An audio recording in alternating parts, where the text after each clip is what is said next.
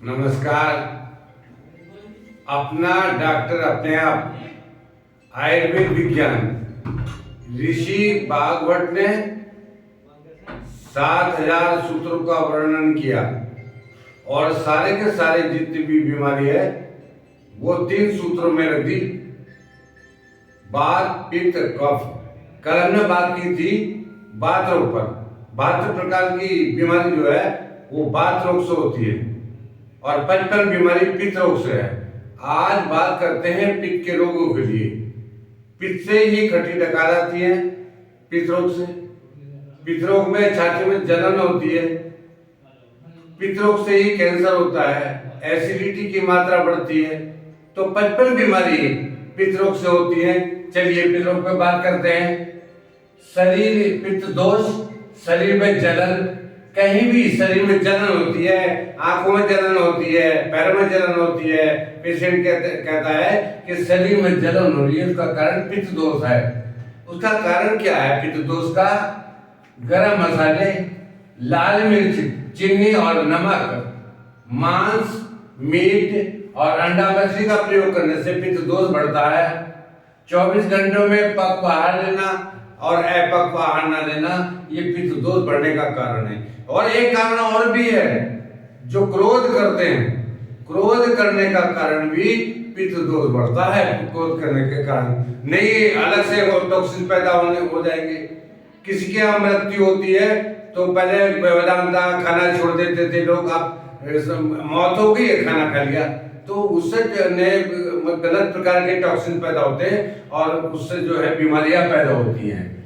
तो दवाइयों का अधिक सेवन ये भी पित्त दोष का कारण है। सारी दवाइयां गर्म होती है और साइड इफेक्ट होता है। और जो वेगान धारित द्वाद कटि सुदाम, वेगों को धारण नहीं करना चाहिए। जैसे रात को पेशाब आ रहा है, लैट्रिन आ रही, अब दवा पड़े उसको, तो उससे पित्त दोष बढ़ता है, उससे रोग बढ़ते हैं। तो रात को अगर बाथरूम आ रहा है तुरंत उठ कर जाइए आप, लैट्रिन आ रही तुरंत उठ कर जाना है, उससे भी शौच के वेग को रोकने से ये पित्त दोष बढ़ता है। निवारण क्या है?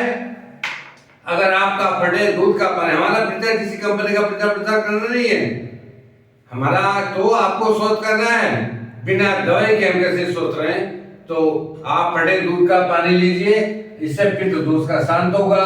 फलों की सब्जी, पत्ता गोभी, नारियल का पानी, ये पित्त दोष को कमता है। कम मात्रा में नींबू लेना है, क्योंकि नींबू जो है एसिडिक से क्षारीय में कन्वर्ट हो जाता है। उपचार क्या है इसका? प्राकृतिक उपचार क्या है? बिना दवाई के क्या उपचार है? कटी स्नान, रीढ़ का ठंडा स्नान, पेट को ठंडक पहुंचाना, चाहे मिट्टी से ठंडक पहुंचाए या तौलिया से ठंडी तौलिया से ठंडक पहुंचाए, उससे पित्त दोष आपका शांत हो जाएगा। और गीली मिट्टी पेट पे लगा सकते हैं, तो गीली मिट्टी आप पेट पर लगाएं, उससे पित्त दोष आपका शांत होगा।